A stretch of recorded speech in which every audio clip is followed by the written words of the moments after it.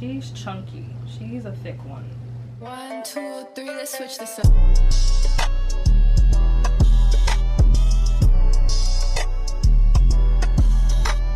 Hey everyone, welcome back to my channel. Today I'm going to be doing a book haul. So I bought a bunch of books. They are now on my TBR, so this is going to be like a book haul slash TBR, and we're just going to jump right into it. So the first book that I got was Dark Matter by Blake Crouch. I don't remember what this is about, but I'm pretty sure it was Gabby Reeds that said that like this is one of her favorite like books. I think this is also by the same person that wrote Wayward Pines, which I didn't read those books, but I watched the miniseries when it came out years ago, and that was really good. So I'm assuming that this will also be good. Are you happy with your life? Those are the last words Jason Desson hears before the kidnapper knocks him unconscious, before he awakens to find himself strapped to a gurney surrounded by strangers in hazmat suits. Before a man he's never met smiles down at him and says, "Welcome back, my friend." In this world he's woken up to, Jason's life is not the one he knows. His wife is not his wife, his son was never born. And Jason is not an ordinary college professor, but a celebrated genius who has achieved something remarkable, something impossible. Is it the life or the others that's the dream? And even if the home he remembers is real, how will Jason make it back to the family he loves? Dun dun dun. So the next book that I got was The 7.5 Deaths of Evelyn Hardcastle. And I had never heard anybody talk about this book, but I saw it in Barnes & Nobles, and it was like sitting on one of the main tables when you first walk in.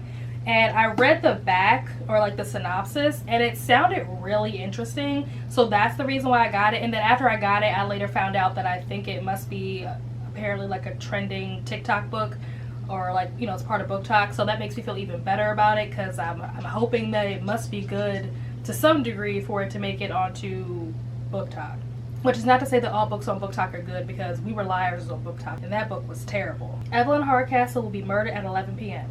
There are 8 days and 8 witnesses for you to inhabit. We will only let you escape once you tell us the name of the killer. Understood? Then let's begin. Evelyn Hardcastle will die every day until Aidan Bishop can identify her killer and break the cycle. But every time the day begins again, Aidan wakes up in the body of a different guest, and some of his hosts are more helpful than others. Doesn't that sound really interesting? Like, I'm really excited to read this. I'm probably going to read this in October because it just is giving Halloween spooky vibes, maybe. Murder mystery, something. I don't know. But this sounds really good, so I'm really excited to read this book. The next book that I have picked up, I don't know how I haven't read this yet, but I have it, and it is Daisy Jones and the Six. And I've been told that this book is told in like interview style, which I don't know if I like that or not, we'll see. Daisy is a girl coming of age in LA in the late 60s, sneaking into clubs on Sunset Strip, sleeping with rock stars, and dreaming of singing at the Whiskey and Go-Go. Her voice is getting noticed, and she has the kind of heatless beauty that makes people do crazy things. Also getting noticed is the Six, a band led by the brooding Billy Doon. On the eve of their first tour, his girlfriend Camila finds out she's pregnant. Ooh, tea. And with the pressure of impending fatherhood and fame, Billy goes a little wild on the road. Daisy and Billy cross paths when a producer realizes the key to supercharged success is to put the two together. What happens next will become the stuff of legends. I think this may also take place in the same universe as Malibu Rising and Evelyn Hugo. I'm not sure. I think this is being made into a movie or a TV show as well. So I definitely want to read this before that comes out. I don't even know if they've started it or not, but I heard that it is coming at some point. I don't know when I'm going to read it, but it's on the list, clearly, because I bought it already. The next book that I got was A Good Girl's Guide to Murder by Holly Jackson. And this is the only book out of this group that I've actually started reading. So I'm like maybe 40% of the way into the book. And it's actually really good so far. So fingers crossed that it continues that way. I've heard good things about it, but you know, can never be too sure. But this book is about a girl who's in high school, and she's working on like her senior project, and she decides that she wants to do her senior project on this other girl who went missing like 5 years ago, I think, and she was basically presumed, you know, dead. And so she's investigating and interviewing people and trying to put the pieces together to find out what happened to this girl that went missing 5 years ago. So like I said, so far it's really good. I really like the friend groups in this book. I'm living for the friend groups and the banter. Like, it's great so far, but like I said, hopefully it stays that way. Hopefully it doesn't disappoint me as I continue to read. Fingers crossed. This book is also part of a trilogy, so this is the first book in the series. I do plan on getting the other 2 books. assuming that I like this one first.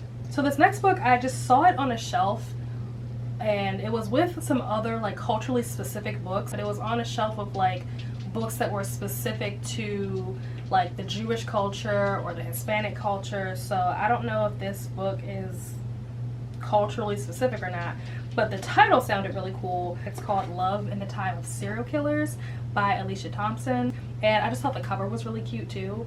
So I don't even remember what this is about again. I don't remember. PhD candidate Phoebe Walsh has always been obsessed with true crime. She's even analyzing the genre in her dissertation, if she can manage to finish writing it. It's hard to find the time while she spends her summer in Florida cleaning out her childhood home, dealing with her obnoxiously good-natured younger brother, and grappling with the complicated feelings of mourning a father she hadn't had a relationship with for years.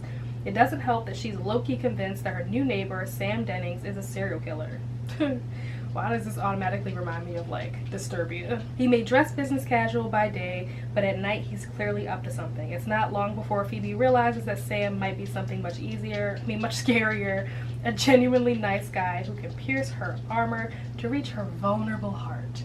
So I think part of the reason why I got this, besides the fact that the cover was really cute, was the fact that in reading this, it reminded me of Disturbia, which is one of my favorite movies ever.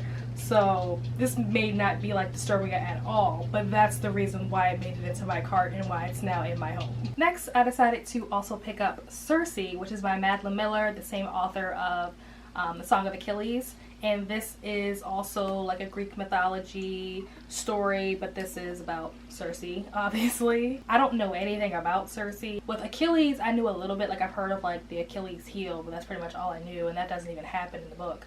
So that was kind of weird, but I don't know anything about this, so I'm kind of just going into it completely blind, which sometimes is better for a reader to not have expectations, because then when you have expectations, they are ultimately not lived up to. So I don't know if it's catching it on camera, but this is such a freaking cool cover. Like, absolutely gorgeous.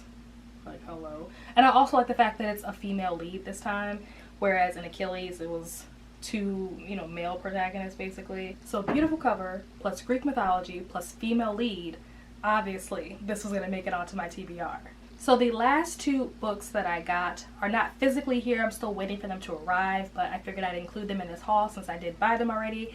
And the first one is the second book in the ACOTAR series, and that is A Court of Mist and Fury. Because I read the first book, the actual A Court of Thorns and Roses book, I decided that I'd go ahead and continue the series. I've heard that this book is better than the first one, so hopefully that is the case, because the first one was like very so-so. It wasn't great, but it also wasn't bad either, so I'm having slightly higher expectations for this next book. Hopefully it meets them, but again, can never be too sure. We'll see. So future me here, editing, and I was trying to clear up some space on my memory card, and I accidentally deleted the footage for the last book that I got. And by now the books have actually come in the mail, so I had physical copies of them. But the last book that I got was The Very Secret Society of Irregular Witches by Sangu Mandana. Don't know if I said that last name right, or the first name right for that matter, but this is what it looks like. And I'll just read the synopsis. It's kind of long, but it was very interesting, and that's what made me decide to get this book. It says, as one of the few witches in Britain, Micah Moon knows she has to hide her magic, keep her head down, and stay away from other witches so their powers don't mingle and draw attention. As an orphan who lost her parents at a young age and was raised by strangers, she's used to being alone and follows the rules, with one exception.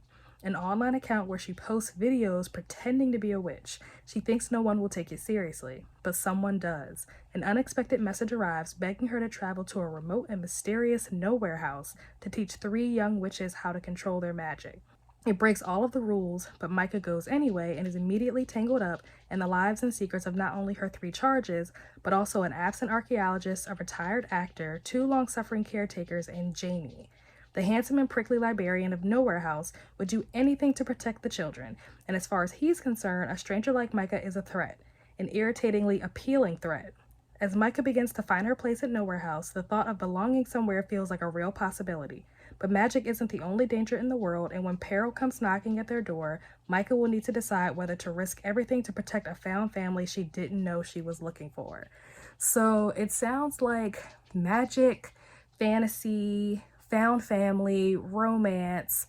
hopefully maybe even a little bit of comedy with the whole like archaeologist actor caretaker situation with the 3 charges. Like, I'm hoping there's gonna be some like funny moments in here too. But I just thought the cover was really cute. It just kind of reminded me of like Bewitched or like I Dream of Jeannie, like stuff like that. And like I said, I read the description and it sounded really interesting. So I'm probably going to read this in October just because it makes sense. It fits the vibes for October, Halloween, spooky season, which is, you know, the whole shebang. And then also, this came, so now I do finally have my physical copy of A Court of Mist and Fury, and this book is a little thick, so don't know when I'll get around to reading this, but it's here, I have it, so at some point this will make it into one of my monthly wrap-up videos, so stay tuned for that. And now we'll jump back to Past Me.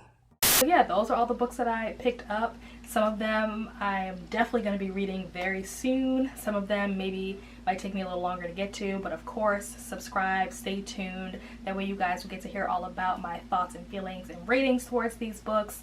As always, all of my social media and reading related links will be down below, my Amazon wish list, so you guys can see even more of the books on my TBR that I don't actually have yet, as well as Goodreads, TikTok, Instagram, all that will be down below. Let's talk about books. If you have read any of these books, let me know down below what you thought about them, what you would rate them. No spoilers, please. Of course, if you're not already, follow me on TikTok. I tend to do videos on both YouTube and TikTok talking about different books. TikTok is more of like a real-time update as I'm reading the books, whereas the videos that I do on YouTube are usually after I've read them or before I've read them. Thank you guys so much for watching. Hope you enjoyed. Don't forget to like, comment, share, subscribe, and I will see you guys in the next video. Bye.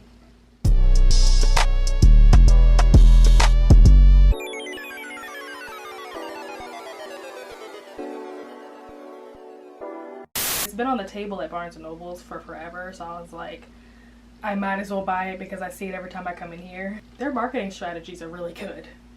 Or maybe I'm just really weak. I don't know.